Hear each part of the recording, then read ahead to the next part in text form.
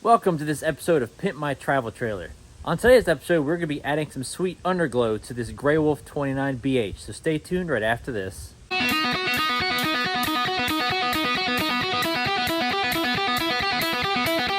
First things first, let's go over what we're going to use for this project. All right, this is the meat and potato of obviously the install. We're going to use the Govee Outdoor Strip Light Pro.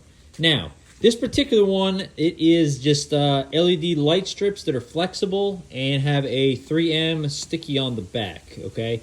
This particular one is 65.6 feet long. They come in different sizes according to how many rolls. Each roll is right around 32.8 feet. And so this has two rolls for a total of 65.6. Now I'm going to show you how I'm going to measure on my trailer. But anyways, so obviously with any Govee product is pretty much unlimited color schemes. Now, here's what we got inside the box. All right, some instructional material, something you can scan to get the app. All right, essentially you're going to have the power adapter, and it looks like the brick here, kind of just standard stuff. This is probably going to be about, I want to say maybe 8 feet of cable there. This is actually essentially your on and off and Bluetooth controller in this box. And then this looks like a good amount of length right here. This is probably going to be 15 feet or so, I'd say. All right, so you have some mounting hardware, screws, and clips. All right, below that, let's see what else we got in here. All right, this looks like, let's see what we got in here. All right, this looks like two reels of the LED light strip. Let's see if I can get this out without breaking anything. All right, so here we got the light strip. Again, the whole back is 3M. All right, obviously you have your screw here, and then you have your second reel right here. Okay, so essentially this is going to be a continuous install, it looks like, because this box right here only has one end to it. So, which means I'm going to have to start somewhere and finish somewhere else. So I can't break it off and do a V. So we're going to have to figure out how we're going to install this on the camper. Now, where I'm going to install it, I will show you on the camper, but I am also going to be using some Gorilla Glue to make sure that the install stays where it is. Now, what I'm going to do on this, since we got it looks like a wall adapter, AC wall adapter, I want to run this off of my camper's onboard 12-volt battery in the box in the front. So this is what I'm going to use just to test to make sure all the lights work before I go through all the trouble. And to do that, I obviously have to convert, 12-volt car battery like this down to a wall socket. So what I'm going to do is I'm going to use a little 200-watt inverter here. Hopefully that'll be enough. Since this is LED, I don't think we're going to have any problems. And I'm going to be doing that using these, it looks like, gator clamps onto the battery terminals. So we shall see if that works. Also, we're going to be using some rubbing alcohol for the install just to make sure we have a good, clean surface to mount the LED strips and some paper towels. All right, here's what we got, guys. There's a lot of different places underneath of a camper to mount these lights to. A lot of different places, okay? Now, I don't want to mount really anything to this flexible material here, and most likely that'll end up tearing it by putting super glue and stuff on it. What my plan is, I'm going to mount with the 3M tape right to the bottom of the frame here. The bottom of the frame is about 2.5 inches wide, and that thing runs the whole length of the camper and nice and straight, and there we go. All right, so as the name implies, this is a 29BH. The actual frame of this camper, okay, all the way back, all the way to the very back of the actual frame, which is right there, is 29 feet. All right, so my total length of my light strip is 65.8 feet, which means I should be good enough to start the reel there, install straight down this over to the other side, and then back all the way down the other frame rail. So that's what I'm going for. My goal with this install, I know this battery box is quite small. I'm planning on putting the inverter and the adapter and the light controller all in this box. And I don't know if that's gonna work, but we shall see. So I got some room right here. And then obviously the top of the box has a lot of room in it too. So we shall see how that works. On the test bench, this is what I'm doing. I'm gonna test out all these lights to make sure they work before I go through the trouble of undoing all these coils and sticking them on the trailer. I love this little battery. It's obviously a lithium phosphate. Let's see here. A 204 watt hour battery, 12.8 volt. Got it hooked up to our 200 watt inverter here, and then hooked up to the power adapter, hooked up to the light controller. So the very first one in line is gonna have a female and a male, and then the last one in the series is only just gonna have the female. Okay, so obviously got this all hooked up. The nice thing about these Govee lights is they are keyed, okay? You can't mess up the prongs. It has this little groove in here that matches up to the corresponding side. So I'm gonna hook up this to this, and then this to this, test the lights, make sure they work, and then we will take all this stuff over to the trailer. All right, the moment of truth. Everything's all hooked up, and bam. All right. This is just the factory Govee, essentially startup colors. They just kind of just pulsate through all the different colors here. Clearly, this little 200 watt inverter is probably way more than enough for this setup. The only thing is, I was trying to go for the absolute smallest one of these I could, but anything smaller than the 200 watt only came with the hardwired cigarette lighter plug. So this is the smallest one I could get that had the gator clamps. It looks like both reels we have are good to go. So yeah, everything looks good. Let's take it over to the camper. First things first, we got to get all the power straightened out before we start running the lights. This is how I had to set it up, okay? This, unfortunately, the inverter was too thick to fit between here and here. It was off by probably ½ an inch, and I slid the battery as far over here as I could. Next thing, the power adapter, it's perfect. It slides right down in that hole. The height on this is perfect because this box has a lot of built-in height to it, so that's perfect on that. And the Bluetooth, the power adapter sits in there. And then obviously I have about 15 foot of this cable here, which I'm going to literally run right out of this little piece. So when this sits here, I'm gonna have the wire run right out here. I'm gonna put it in this wire loom and run it down the frame to start where I install the wires. Next thing, after we got the wiring all done, again, this is the only thing you have to worry about right here, is I ran all the rope lights around the whole camper just to get a feel for where I need to make adjustments. Again, total of 65.8 feet. This is a 29 foot, and I believe the trailer is maybe 8 feet wide, I think. All right, so this is just there to hold it. But again, I'm running it down the whole flat part of the chassis, so right here. Again, I'm gonna clean all this up before I actually unstick all the 3M.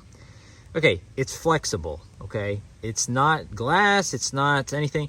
You can easily flex this around. It's not really gonna do much. It's not heavy either, it's very light. Okay, so what I found out is that I'm going to essentially, I'm gonna be short maybe a foot or two, but essentially I'm going to have both full sides, the full back, and I'm gonna have most of this front. It's gonna be like where the tongue is not gonna have light, but this section is, the other section on this side is, so almost perfect. So if you have a 30 foot, a 31, a 32 foot, this 65.8 foot is gonna be perfect for you. So again, running it all the way down the frame, nothing in the way. Now, when you get to the axles, okay, this is where it gets a little bit trickier. But again, the leaf hangers have an opening. Okay, both leaf hangers do, and the center connection point does as well. So, essentially, it's gonna just stick right there, not interfere with anything. The only thing you gotta worry about are those two wires that go to your brakes. Do not pinch those or put those underneath of the LED strips. You should be good to go. Again, so it's going through the center hanger here. It's going through right there. All right, it's perfect. It's gonna go right underneath of the black and gray tank flush hanger. I'm going all the way to the back. This is here just so that I could pull it around, but it's going to go around the back of the stabilizer. All right, it's going across this center channel here. Nice thing about this is there's actually holes in here. So just to be sure it all stays where it needs to go, I'm gonna run zip ties around this portion just to make sure. All right, sorry about this, my fence is right here.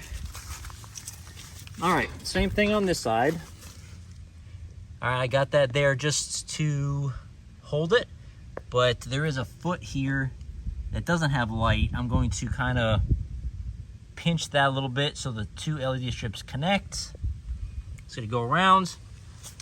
The only thing on this side that's in the way is going to be the gas line, okay?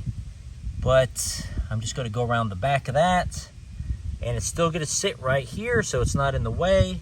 That gas line essentially goes down the whole length, but once it gets past that hanger, it goes on the inside of the I-beam. Same thing on this side. It's gonna go right up on there, not interfere with the suspension. Again, just watch out for the wires for the brakes. And it's gonna go all the way down here. All right, and then this is going to connect up here and then go as far as I can down the front frame rail, and that's it. Now, one thing to note, you can always buy the bigger unit, but you can't add to this. All right, this essentially is capped off with the capacitor there. So if you buy the 65 foot, then you end up wanting to add sections, you can't. I would suggest if you have a bigger camper than mine, 35, 40 footer or so, I'd go with the bigger unit than this, which you can always remove. They come in, like I said, like 33 foot strips. So yeah, so I'm going to wipe the whole frame down with my alcohol. Then all you have to do is just unpeel this, and it's gonna reveal the 3M sticky side. And every 3 feet or so, I'm going to use some of that Gorilla Glue just to make sure. Just got done cleaning the bottom of the frame rail there. Before you guys skip this step, this is about how much grease and dirt came off of about a 3-foot swath. So I went through probably, I swear, about 10, 20 of these, just getting all the dirt off. It is an important step. Again, I am going to try to put a little dab of Gorilla Glue about every 3 feet just to make sure. And like I said, on the back cross member, I'm going to put some zip ties. For safety, you do not want this stuff coming loose or flapping, because if you're driving down the road and some of this comes loose, gets caught up in your tire or your wheel, it could be a very dangerous situation. It might get caught up in your axles. It might get, sever the brake lines. It might do something. So don't skip this step, guys. Make sure it's secured up on the frame really well. Again, I'm using some Gorilla Glue just to hold it on. It is super light, so I think the full length 3M is a good idea. But again, these travel trailers have a way of bouncing around and whatnot. It might knock it loose. So just make sure you guys secure it well. This is what I found to be the easiest way. I just got a nice little crawler under my back. And as you're going, well, obviously I don't do it with my camera, my phone out. Just peel the backing off and rub your hand right down it and stick it. I'm trying to do it right down the middle. It might be a little sloppy here, but I'm trying to get it right in the middle of the I-beam. Well, here we are outside. Got something new put on the old camper. It is a full underglow for the camper. Full underglow. We can do any color. It's got probably got hundreds of different patterns, styles. It can do all the holidays. This is just rotating colors, but this thing is bright. Like, it's not even dark out yet, and it is bright as heck. But it goes around the whole, both sides, the whole back, and a little bit on the front. This is gonna make camping in the around the holidays awesome, because it can do Christmas, Halloween, it can do all themes, 4th of July. I just have it on rotate again, so pretty sweet. Oh yeah, I got the old police lights going. It's pretty sweet, pretty sweet, pretty sweet.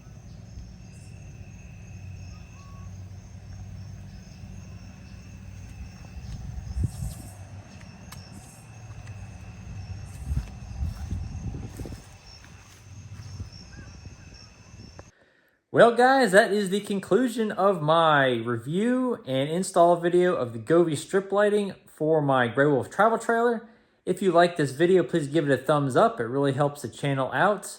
I will also be putting the links to the Govee lights and the 200 watt inverter in the description below. Consider subscribing to the channel for future videos for camping and camper stuff in general. All right, guys, have a great weekend. Hope you like this. And as always, stay safe. Bye.